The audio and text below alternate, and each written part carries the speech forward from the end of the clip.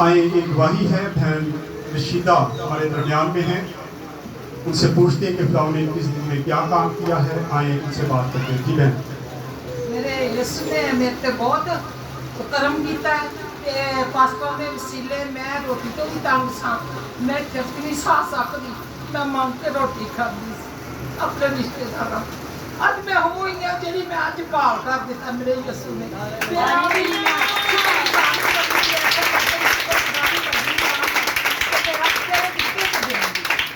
मुहैया किया, मैं अपना घर की नीलामी भी लाई रखी। मेरे यीशु ने 1.5 मरला मैं बेच के ते मेरे घर में आगू लग गई, मैं ढाह के वो बना गई हाँ। तो मेरा शुक्र है मेरे यीशु का, मैं उन्होंने देना कारनी है। मेरे यीशु ने मेरे ते मेहरबान होया ते मेरे साथ दिता। मेरे यीशु ने कोई भैन भरा नहीं साथ देता। मैं ये भी कहती सा इतने आती सा ना, मेरा दिल चाहता सी मैं पास्टर की बात सारा को 100 फिर मैं आखा मैं देने वाली हाँ, मैं लैन वाली नहीं। मेरा ना यीशु मेहमान है, मेरा यीशु मेरे पूरे करेगा मेरा व्याह दे। मेरे यीशु ने मैनू गाल कर दिता। मेरी ये गवाही ये सब भैन भरावां नूं सलाम करनी है कि यह मेरी गवाही जे मेरा सच्चा दिल खुदा है कि मैनू अज उन्हें मेरे कदमां ते मैनू खिला लिया। मैं अपने घरों रोटी भी खानी, सारा कुछ। मैं मिस्त्रियां नूं भी रोटी देनी है, मैं चाह भी देनी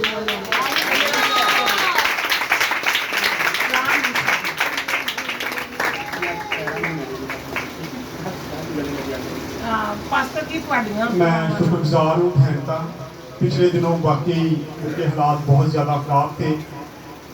उनके घर में इन्होंने आधा घर बेच दिया, 1.5 मरला बेचिया जी, लेकिन खुदावंद की मर्जी नहीं थी। नहीं सी बिकती 200 लाख आए। खुदावंद का शुक्र है कि उनके घर में आग लग गई, सारा कुछ जल गया, लेकिन खुदावंद का शुक्र है दोबारा से खुदावंद ने सारा कुछ बहाल किया है। और ये खुदा पर जब आप ईमान रखते, भरोसा करते हैं, मेरा मान सी मेरे तो खुदा ये सारे काम करता है। शुक्रिया बहन।